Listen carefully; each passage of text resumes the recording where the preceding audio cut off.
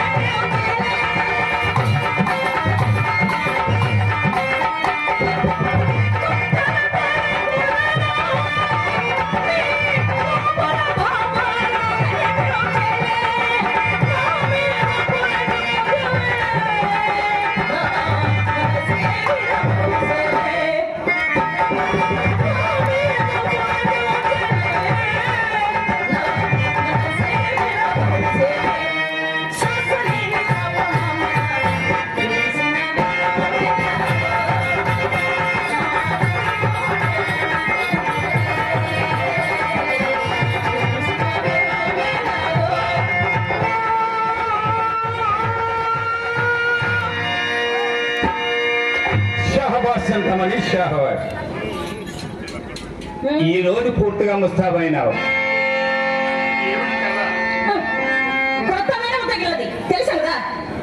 వచ్చినదా కోపము? ఎంత ముక్కుమంటే చాలివి. అవునవును, ఎవరి మాటలు వారికి ఇంపుగానే ఉండరు. ఈ పూట ఎవరో పైకమిచ్చదనన్నారని నమ్మకముగా చెప్పి వెళ్ళిపోయినందున మా యమ్మనోరు కట్టవచ్చును కదా అని మహా సంతోషంతో ముస్తాబై కూర్చున్నందులకు కలిగిన ఫలితం ఇది. ఆయనను అది ఏమి పాపము, కానీ మీ మగవారు మా ఆడవారిని ఎప్పుడు నమ్మినారండి? నిర్మూలమైపోవాలి. హాస్యమున కన్న మాటలకు అంతవరకింతామని హాస్యములకు హద్దు ఉండవలను. వడలు మొండు హాస్యమా పోనీ పొరపాటే కాని ఆ ముక్కు రాంబాబు ఎందుకు వచ్చినాడు? ఆ ముక్కు రాంబాబు ఎందుకు వచ్చినాడు? ముక్క రాంబాబు ఎందుకు వచ్చినాడు? ఏమండవి ఆ సంగతి మీకెవరు చెప్పినారు? నేను చూసినాను. చూశారు? వీధికి మమ్మల్ని వచ్చినతో మీ అమ్మ కండపడవలసి వచ్చినని బలవత్తాముకు వచ్చేసరికి తలుపు తెచ్చుకుని బడాలను బయటపడినాడు. అంతడు నన్ను చూసి అతడు చూసి నన్ను తెల్లబోయినాడు. అంతటా అతనికి అనుమానము కలుగుకున్నట్టు కోడిగమలాడుతూ కొంత దూరం అలా వెళ్ళినాం.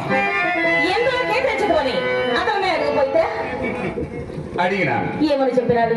మేనమ కొడుకు వచ్చిందని చెప్పినాడు. చెప్పాడు కదా. ఇక మీ సందేహం ఏమిటండి? నా సందేహమా? చెప్పినచో నీకు కోపగించుకున్నావు కదా. కోపం ఎందుకండి? నా ఎంతేమైనా పాపం ఉండేది కదా. చెప్పుచున్నాను. చెప్పండి. మీ ఇంటికి వేలమ కావలసి వచ్చిన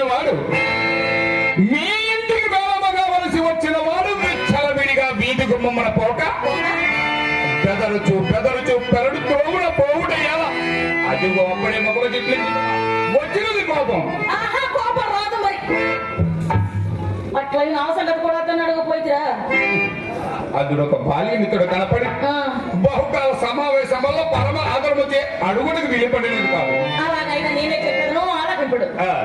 మేడంలో గురించి మాట్లాడటకై మా అమ్మ తనని మేడం మీదకు వెంట పెట్టుకుని వచ్చినది. ఏమండి, ఇంటికి వచ్చిన వారిని మర్యాద చేయడం ధర్మం కదా. ధర్మము కదా. అందులో కానీ కూర్చుండమని కుర్చీ వేసి తాంబలమేగా. అతడేం చేశాడో తెలుసా? ఎవరు? ఆ రాంబాబు.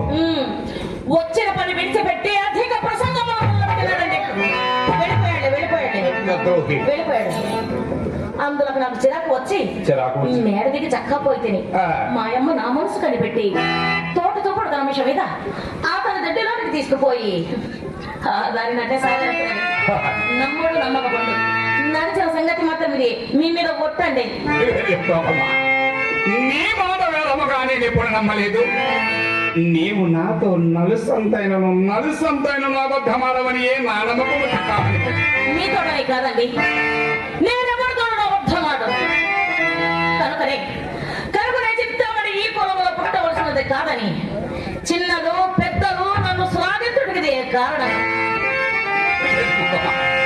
ఎవరి మాటలోయా నేనన్ని మాలు నిన్ను శ్లాఘింపగలుగుతుంటామని